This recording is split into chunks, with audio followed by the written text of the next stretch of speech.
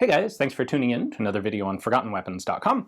I'm Ian McCollum, and I'm here today at InterOrdnance, aka Royal Tiger Imports, taking a look at some subtle but relevant variations of Gras Cavalry Carbines. So yeah, this is a video that's going to appeal to about 3 of you guys. But that's cool because it is a video that is worth doing because these are relevant variations that haven't really been on the US market before, and I think we need to do a good layout of what the differences are and why they exist, because a bunch of these guns are coming on the market now. A bunch have already been sold. There are a couple more crates here that we just sorted that they're going to be selling.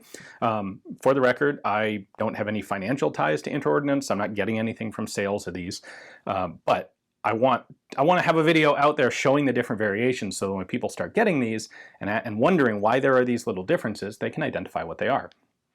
So the backstory on this is Belgium did a lot of refurbishment and gunsmithing and modification of surplus arms in the late 1800s through World War II period, basically. This wasn't the Belgian government, this was Belgian commercial enterprises. There was a lot of activity of buying up guns and reselling them or modifying them, reworking them, and a bunch of these went to Ethiopia. So Ethiopia wanted carbines, and they got all sorts of carbines, like everything conceivable went to Ethiopia. But in particular here we have French Gras carbines, and some of the ones that they got were just straight up surplus French military guns in their original configuration. But some of them are guns that started off as full-length infantry rifles and were shortened into cavalry carbine configuration. And at a glance they look just like cavalry carbines, and at a close glance they look pretty much just like Gra Cavalry Carbines, but if you know what details to look for, you can distinguish between a Belgian reworked one and an original French one. So let's dig in here. We got 5 different examples of different variations that I can show you. To start with, there are 2 different patterns of standard French Army configuration Gras carbines that you will find out there. And they're both, like all of these are represented in what InterOrdnance has. But the first is the actual Gras Cavalry Carbine made from the factory as a Gras carbine. And when I say as a Gras, what I mean is it fires the 11mm Gras metallic cartridge. The other variation, which the French used in significant numbers, is the Chassepot Gras conversion. So this is a carbine that started as a Chassepot, a needle-fire paper cartridge cavalry carbine that was updated to the 1874 pattern to use metallic cartridges. And the majority of French Chassepot carbines were in fact updated to Gras configuration. So both of these are authentic and original, and this is what the French used. So if we take a little bit of a closer look here at the receiver markings, we have Manufacture des Hommes de Saint-Étienne, model 1874. That's a Gras. And here we have Saint-Étienne, model 1866-74. Now this part will also appear as Manufacture des Hommes, but there were a couple different receiver markings that were used during the Chassepot manufacture. So this is one of them, and what you'll see is they have added the -74 when they converted this to fire metallic cartridge.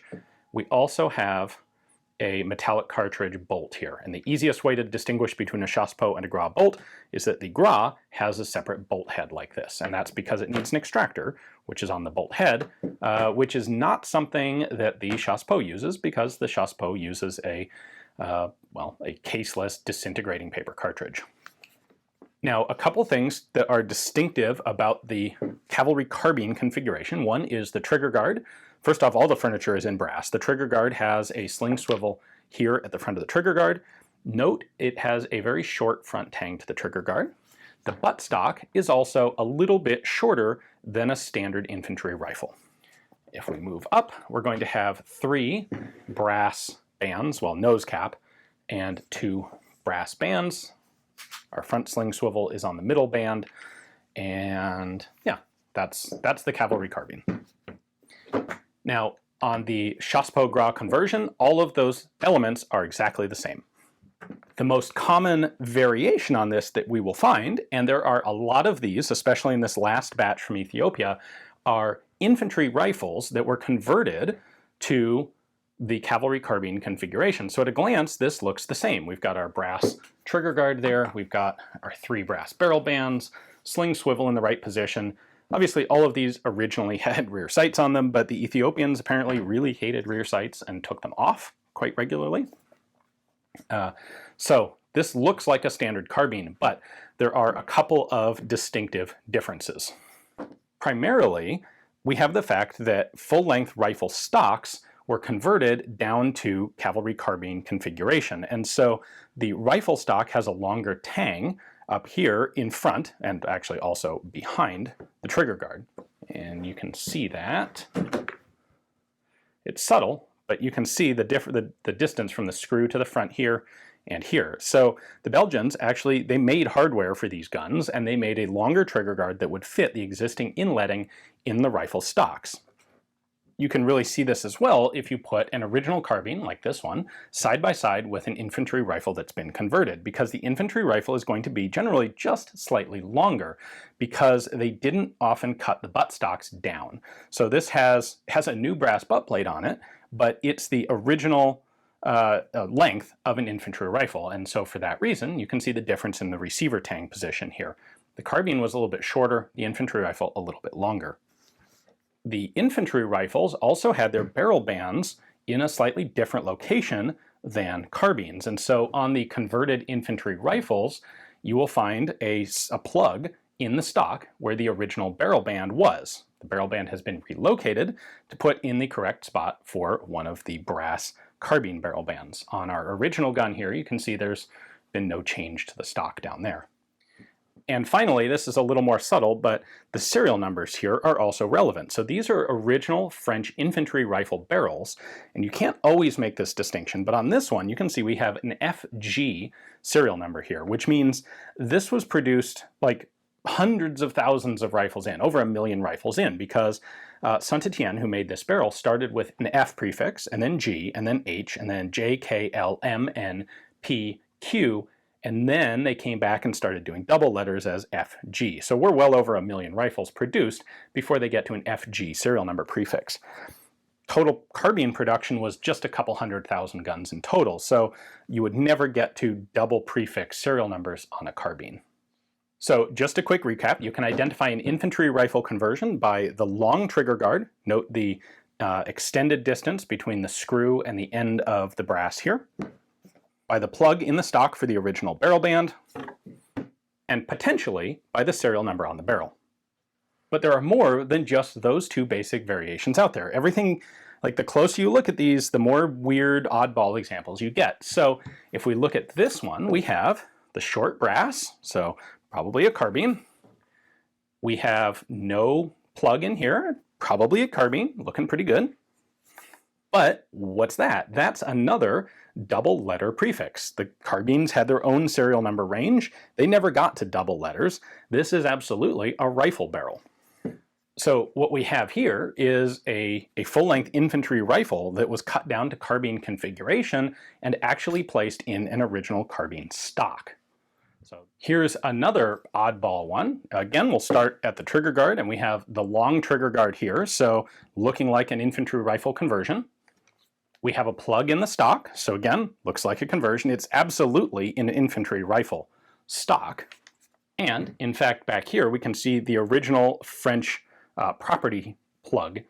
This wood plug in here was done to indicate French military property because there was really no way you could hide that.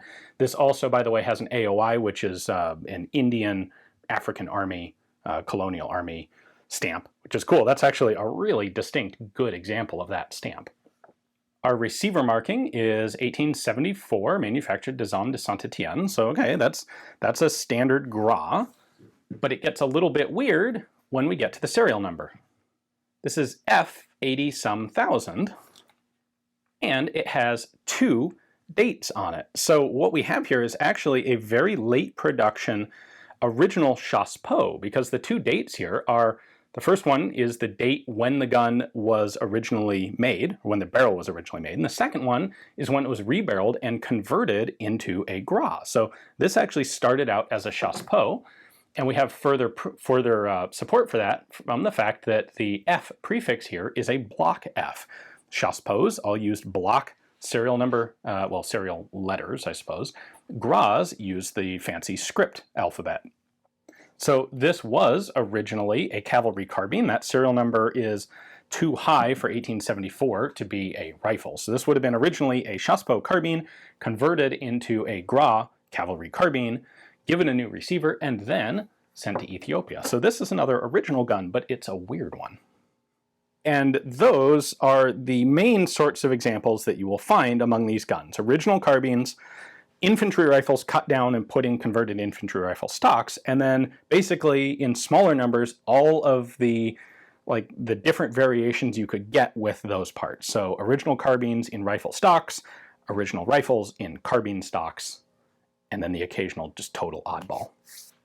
Hopefully, for the 3 people who are still watching at this point, this video has been useful to you. It was information that I wanted to get out there while I have access to all the different variations at once here at InterOrdnance, because once these disperse to the 4 winds of the market, it'll be harder to compare them side by side. Anyway, hopefully you enjoyed it. Thanks for watching.